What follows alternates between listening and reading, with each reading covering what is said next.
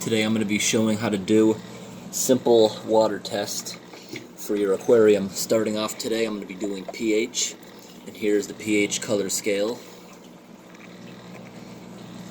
I have a bunch of clean test tubes today, so I don't have to keep running over to the sink to clean them out. This is a test tube. It is clean, and here's a clean cap. Even though they are clean, I'm going to be rinsing them out a few times using aquarium water, just to make sure all the tap water is out of them. This will make sure the test is more accurate. I just rinsed it out a few times, and I got the water level up to the line. And now the cap I'm going to rinse out, just to make sure there's no tap water left over. And for this test, I'm going to be putting 3 drops of the chemical. These chemicals need to be shaken before use. 3 drops of the chemical. Put the cap on. Shake it up. And let's see how it is on the color scale. It is about 7.2. That is perfect for this aquarium. It's almost neutral, which is 7.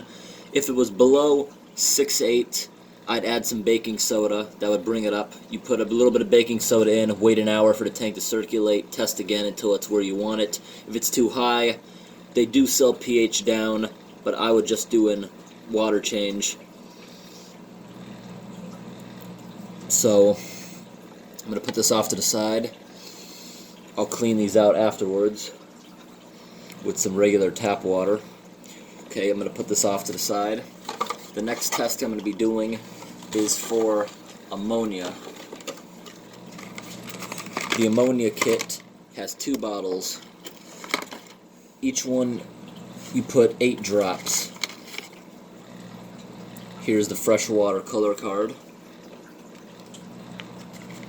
And I'm going to pull out another clean test tube right here.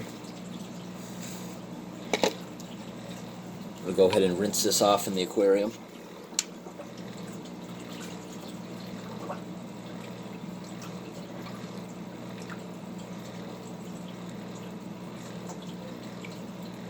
Okay. There it is. And I'm going to clean off the cap.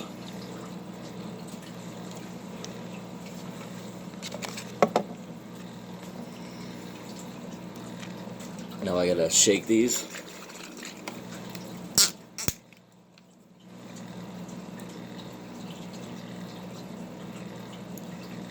Eight drops.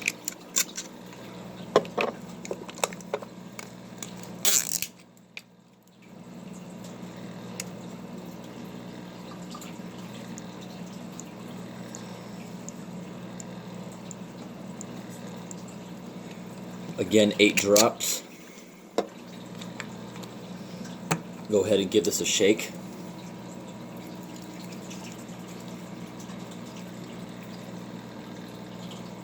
And here it is, up to the color scale. It's showing yellow. Yeah, it is perfect. Yellow means there is no ammonia in the water. If it was in the greens, the darker greens, you'd have an issue. Even if it was around 0.50, that would be okay, because that is a low amount and it's not dangerous until it gets into the high amounts. I'm going to go ahead and put these back into their box. I'm going to get another clean test tube, another clean cap, rinse it off in the aquarium. This time I'm going to be testing for nitrate.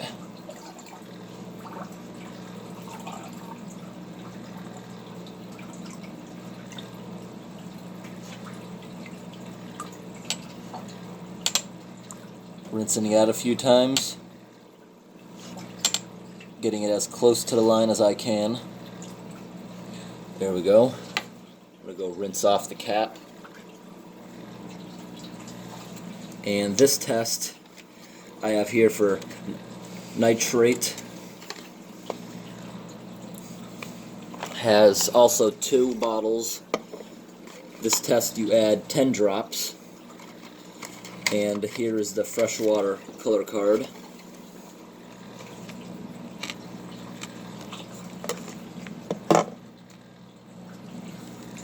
Give it a quick shake.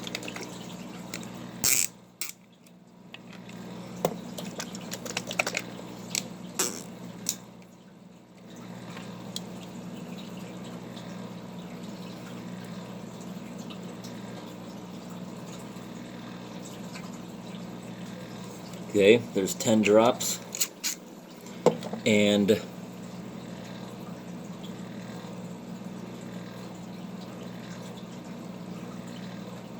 another 10 drops. Put the cap on, give it a quick shake, and on the chart it is showing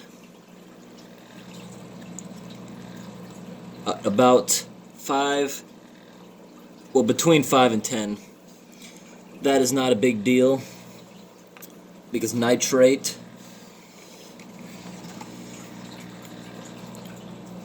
does not affect fish unless it is super high.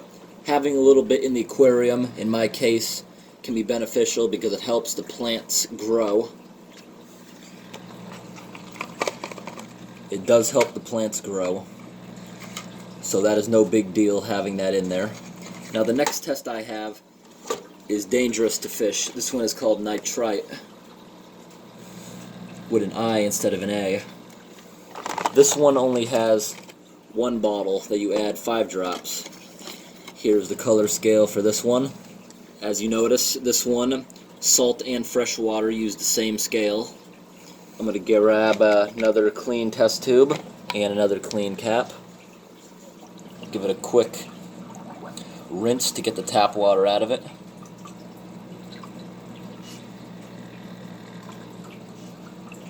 I rinsed it out a couple times. Try to get it as close as I can to the line. There it is. Give the cap a quick rinse. Give the bottle a quick shake. 5 drops.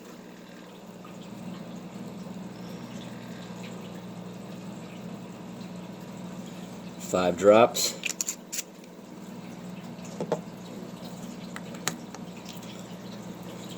I'm hoping this one is low.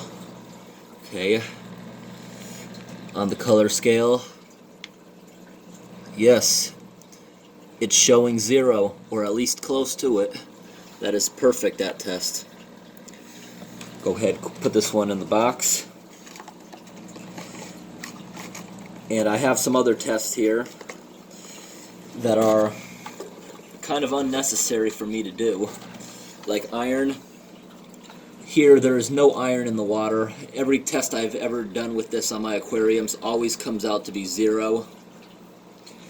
This may be a problem with you if you live in an area where your well is sucking up a lot of iron. Iron's not dangerous unless it's super high. It'll just leave rust stains on things. Like sometimes if you have a well, it'll leave a ring around the toilet if you don't have a filtration system on it. And I have another test here. It's a copper test. This one is not a big deal unless you have bad plumbing, or your city has bad plumbing if you get city water, or if you don't use your water for a long time and the water sits in the copper pipes. That's why you always flush your pipes for 1 minute or 30 seconds at least before drinking. I do the same before filling the aquariums. I will do this test anyways just for a demonstration because this one works differently. Once again, I'm grabbing a clean test tube and a clean cap. Go ahead and give that a quick rinse and fill it up to the line. Okay, I got it to the line quickly that time. Rinse off the cap. This one uses 10 drops of the solution. I'm shaking it.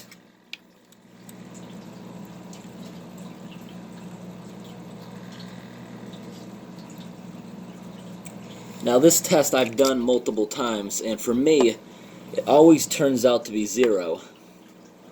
Now I'm shaking it because I don't have any copper here in these aquariums, and there's nothing in the aquarium that would create this.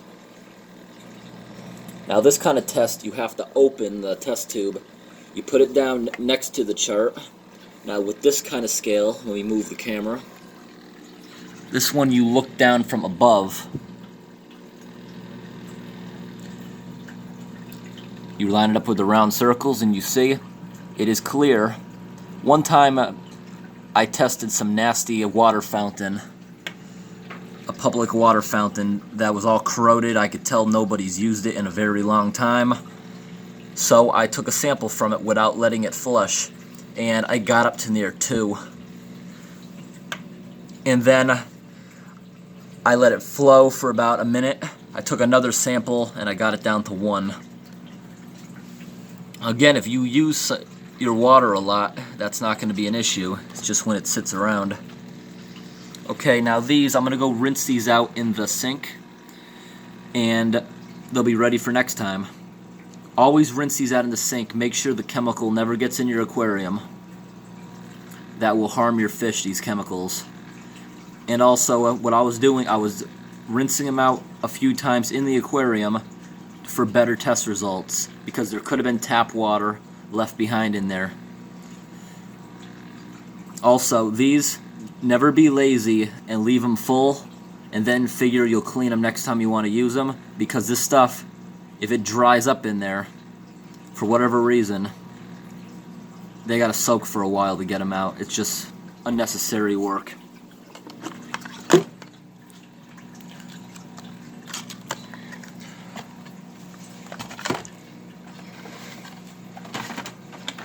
And also, there are other test kits. I have this test kit here. This one's a little bit out of date, and it's also expired 10 years. I just want to show it.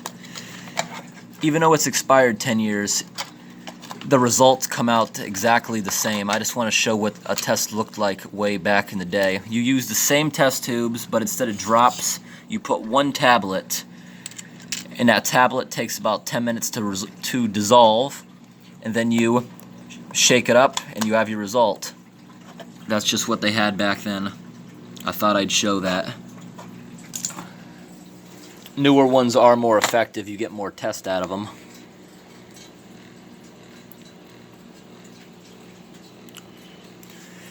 Thanks for watching.